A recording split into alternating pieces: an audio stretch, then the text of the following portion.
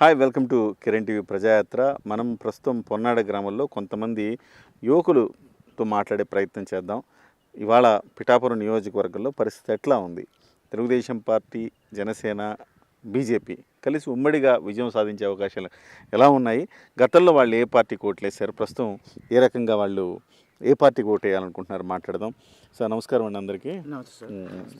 Brother, మీ పేరేంటి brother? నా పేరు సత్యబాబు అండి. సత్యబాబు గారు. నాది పొన్నాడ. ఎట్లా ఉందండి సిచ్యువేషన్? సార్ సిచ్యువేషన్ చెప్పాలంటే నేను మీ క్వశ్చన్ చెప్తున్నాను. నేను పక్క వైఎస్ఆర్ సార్ 100%. ఎందుకంటే నేను వైఎస్ఆర్ అంటే పిచ్చి. ఆయన నాన్నగారి నుంచి నాకు బాగా మా ఇంట్లో ఫ్యామిలీ కావచ్చు, లేకపోతే నా బ్రదర్ కావచ్చు, మా అమ్మ మొత్తం కావచ్చు. ఇంకా మాకు వైఎస్ఆర్ అంటే వాళ్ళ రాజశేఖర రెడ్డి గారి నుంచి మాకు వచ్చింది. అయితే వాళ్ళ నాన్నగారికి వచ్చింది కానీ నేను పక్క మా ఫ్యామిలీతో తరపు నాకు కొన్ని ఫాలోయింగ్ ఉందండి. వాళ్ళతో కూడా మొత్తం జట్టు బతిమాలి కాబట్టి అందరు రిక్వెస్ట్ చేస్తూ నేను ఓట్లు వేయించాను. 2019 సార్. పక్క మాకు వైఎస్ఆర్ అంటే పిచ్చి, కోసుకుంటాం, అలాంటి వేయించాం. కానీ ఇదే రోజు అదే వైఎస్ఆర్ పార్టీ నాకు చాలా చాలా అన్యాయం చేయింది సార్. ఎలాగంటే నాది పొన్నాడ కొత్త మండలం పొన్నాడ 2 ఉన్నది. Okay sir. అందరికీ వచ్చే ఇల్లు, నా కుటుంబానికి నాకు ఇల్లు రాకుండా చేసిరు. అద్దెంట్లో పెట్టే అంటే అందరికీ వచ్చి మీకు రాలేదంటే ఎక్కడో మీ దగ్గర ఎక్కడో ప్రాబ్లం ఉందేమో మీరు చెక్ చేసుకోవాలి కదా.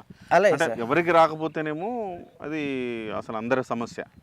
అలా కాకుండా మీ ఒక్కరికి రాలేదంటే అక్కడ ఏదో వ్యక్తిగతమైన సమస్య కదా అది. సార్ ప్రభుత్వం పరిపాలిస్తుంది, కింద నాయకులు పరిపాలన చేస్తున్నారు. ఓకే అండి, అందరూ పాలిస్తున్నారు నాయకులు. ప్రభుత్వం పరిపాలించినప్పుడు నాయకులు కూడా అదే రీతిలో పరిపాలించాలి.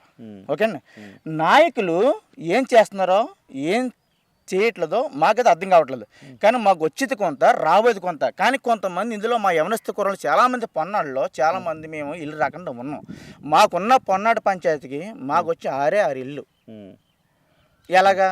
అలా మాతో నేను అడుగుతుంది, మీతో పాటు ఇంకా చాలా మందికి ఇట్లా అన్యాయం జరిగింది సార్. కానీ వాళ్ళు ఎవరు బయట రావట్లేదు సార్. వాళ్ళు రావట్లేదు. ఎందుకంటే భయపడతారా? ఓకే, ఏం చేస్తారు? మనిషి చంపేస్తారా? ఇంకేం చేయలేదు కదా. ఇప్పుడు నేనున్నా సార్. మీరు అడగలేదా? నేను సార్ ఎక్కడ అడిగితే పార్టీ కోసం అంత కష్టపడ్డారు కదా, వెళ్ళలేదు. నేను ఇంత కష్టపడ్డానా, నాకే ఇట్లా అన్యాయం జరిగితే ఎట్లా, మామూలు మిగతా వాళ్ళ పరిస్థితి ఏంటో. నేను పార్టీ కోసం కష్టపడ్డాను, నా పార్టీ పక్క తీస్తారు సార్. నేను పార్టీ కోసం కష్టపడ్డాను, నా పార్టీ ఎందుకు రాలేదనుకుంటున్నాను మీకు ఇల్లు? ఏమిటి సార్ ప్రజెంట్ అంటే చూడండి, కుబేరుడు ఉంటే కుబేరు కింద ఇంకొక అలాంటి దొంగన కోళ్ళకి చాలా మంది ఉన్నారు. అంటే డబ్బులు ఈ పార్టీ అంతా ఇదంతా అలా జరిగింది. కుబేరుడు ఒకడండి, ఆడికి వస్తుంది పొలం అంట, ఆడి కిందకు వచ్చి ఇంకొకడు. అసలైన పేదోడికి నింతలేదు. కుబేరు తర్వాత దాని తోతలో 2వ స్థానం, 2వ స్థానం, 3వ స్థానం, 4వడికి పేదోడు. ఇప్పుడు ఏం చేయాలనుకుంటున్నారు చెప్పండి సార్. ఏవైనా సార్ నేను చేసే ఒకటే మాట, నేను ఈరోజు చెప్తున్నాను, వైఎస్ఆర్సీపీ అనేది మాత్రం పరిపాలన చెత్తలా ఉంది, చెత్తలా. ఈరోజు పవన్ కళ్యాణ్ గారు మా ఊరి నుంచి దాటి వెళ్ళారు సార్. నేను ఆయన కళ్ళకాడికి వెళ్ళాను, చాలా చాలా ఆశ్చర్యపడ్డాను. ఆయన కలండి మా ఊరు మనుషులు కూడా ఒక్క మనిషి కూడా రాలేదు. వచ్చారు ఎక్కడ దాకా ఆరతిచ్చే వరకునే, ఊళ్ళో కడిగట్టలేదు. నేను ఆయన కోసం పోరాడి దగ్గరికి వెళ్తే బోనసులు ఉంటారు. ఆయన కలవాలంటే మనకు అదృష్టం ఉండాలా. వెరీ గుడ్ సార్ చెప్తున్నాను. కానీ కష్టం చెప్పుకోడానికి వెళ్ళి ఇస్తాను, కానీ రావడానికి అవకాశం లేదు. ఆయన తప్పు కాదండి, ఆయన ప్రజానాయకుడు కాబట్టి ఆయనకున్న పలుకుబడిలో ముట్టుకున్న చాలా కష్టం. అది బ్లేడ్ బ్యాచ్ ఒకటి వచ్చి తయారైంది, నన్ను అభిమానుల ముసుగులో వచ్చి ఘాట్లు పెడుతున్నారు సార్. నేను పక్కా ప్రభాస్ ఫ్యాన్, పవన్ కళ్యాణ్ పిచ్చిన. రాజకీయ నాయకుడిగా పవన్ కళ్యాణ్ ఇష్టపడుతున్నారు. రాజకీయ నాయకు ఆయన అంటే ఆయన చేసి సేవలు చాలా సేవలు సార్. మీకు తెలుసో తెలియడుతున్నా, ఇప్పుడు ఆయన రాజకీయం లేదు, ఆయన పదవి లేదు కదా. ఒకటి చెప్పండి, పదవి ఉంది దానికి, పదవి లేకుండా బేల చేస్తున్నారు. కానీ చాలా చాలా నేను ప్రభాస్ శ్రీనివాసంగా నాకు ఇష్టం. కానీ రాజకీయ పరంగా ఆయన యొక్క ఆలోచనలో, ఆయన ఒక తెలివితేటలో, ఆయన ఒక చేసే విధానం, ప్రజలు తీసుకున్న ఒక సానుభూతిలో చాలా బెస్ట్ మోస్ట్ ఇంపార్టెంట్ నాయకుడు పవన్ కళ్యాణ్ గారు. నా పేరు సత్యనారాయణ రెడ్డి అండి. మాది కొత్తపల్లి మండలం అమరవల్లి అండి పక్కనే. ఈరోజు మన పవన్ కళ్యాణ్ గారు మా దగ్గరలో ఉన్న దర్గా శ్రీ బషీర్ బేబీ అదే అమ్మవారి గుడికి రావడం చాలా హ్యాపీ అనిపించింది. ఎందుకంటే దగ్గర నుంచి చూద్దాం మా నాయకుడు వస్తున్నాడు అని చెప్పి ఒక ఎగ్జైట్మెంట్ అండి. ఎప్పుడు కలుద్దామా, ఎప్పటి నుంచి అంటే ఉదయం నుంచి కూడా అలా కలుతూ ఇప్పటి వరకు ర్యాలీకి వెళ్ళడం జరిగింది. ఎక్కడ చూసినా అశేషమైన జనసంద్రం అండి. అక్కడ పిఠాపు నుంచి స్టార్ట్ అయిన దగ్గర నుంచి చర్చి నుంచి ముగించుకుని బయటకు వచ్చిన దగ్గర నుంచి అశేషమైన జనసంద్రం. నిజంగా ముందు మేము 2019లో శేష్ కుమారి గారి తరపున నడిచామండి. మీరు మొదటి నుంచి 2019 నుంచి కూడా జనసేన శేష్ కుమారి గారితో నడిచామండి. కానీ అంటే బ్యాడ్ లక్ కొద్దీ మేము రాలేకపోయాము. వైసీపీ ఇక్కడ పాలన చేసింది. మేము కూడా ఎన్నో ఊర్లో ఎన్నున్నా కానీ అంటే ఇలాగ ఇల్లులు ఇవ్వకపోవడం అని రాజకీయంగా మీరు చెప్పాడు కదా మా వాడు, రాజకీయంగా ఏంటంటే పైన ఉన్న నాయకులు ఈక్వల్గా చూసినా కానీ కింద లోకల్ నాయకులు ఇవన్నీ పాడు చేయడం, చిరాక్ చేయడం ఇలా చేశారు. ఈసారి గెలుస్తుంది అంటారా? ఈసారి ఎందుకంటే గాజువాకలో భీమవరంలో కూడా ఇట్లే వచ్చారు జనం చూడడానికి బాగానే వస్తున్నారు. అప్పుడు వచ్చిన జనం వేరండి, ఇప్పుడు జనం వేరండి. రెవల్యూషన్ మామూలుగా ఎక్కడికి వెళ్ళినా సరే ఒకసారి ఈ గవర్నమెంట్ మనకు వేస్ట్ అనే రీతిలో ఉందండి. ఇంకోటి ఏంటంటే అండి, ఎక్కడో ఉన్న అతని భవిష్యత్ అంతా వదులుకొని మా భవిష్యత్తును మార్చడానికి వచ్చినప్పుడు మేము ఆయన గురించి పట్టించుకోకపోతే ఇంకెందుకంటే ఈ జన్మకు వాల్యూ లేదనిపిస్తుంది. అంతలాగా మేము ఊళ్ళో అయితే పక్కన పరిసర ప్రాంతాల్లో మా చుట్టుపక్కల ప్రాంతాల్లో అయితేనేటి ఎక్కడైనా సరే ఈసారి పవన్ కళ్యాణ్ 1,00,000కు పైగా, 1,00,000 అనేది కాదు 1,00,000కు పైగా మెజార్టీతో గెలుస్తాడు తజ్జివండి. పక్క ఎందుకంటే ఆయన నాయకుడు కాదండి, ప్రజా సేవకుడు. రైట్. ఓకే సార్, నా పేరు రావడ సూర్యచంద్ర రెడ్డి, అది అమరవెల్లి గ్రామం. నేను మాట్లాడేది ఏముందంటే సింగిల్ 2 పాయింట్లు. నేను ఇప్పుడు వచ్చి టీడీపీనా? మీతోనే అసలు నేను మాట్లాడాలా? తెలుగుదేశం పార్టీ ఓట్లు పూర్తిగా బదిలీ అవుతాయా? ఖచ్చితంగా బదిలీ అవుతాయని చెప్తాను సార్. ఎందుకంటే వర్మ గారు మొన్న కాస్త అలిగారు, డిసప్పాయింట్. ఇవాళకి కూడా హృదయంలో నుంచి ఆయన అంత హృదయపూర్వకంగా చేస్తాడా లేదా డౌట్ ఉంది. ఖచ్చితంగా చేస్తారు సార్. వర్మ గారు మాట ఇస్తే తప్పడు సార్. ఒక లేబర్ కి మాట ఇస్తేనే తప్పుడు. ఆయన ఒక పెద్ద చంద్రబాబు నాయుడుకి మాట ఇచ్చారు. ఆయన అలాంటప్పుడు మాట తిప్పుతాడని ఎలా అనుకుంటాం సార్? మాకు ఒకే లీడర్ అంటే, మాస్ లీడర్ అంటే వర్మ, మా రియల్ హీరో అండి ఆయన. ఒక ఇండిపెండెంట్ కిందకి వెళ్ళినాయి, ఇంకో రకంగా వెళ్ళినాయి ఆ టైంలో.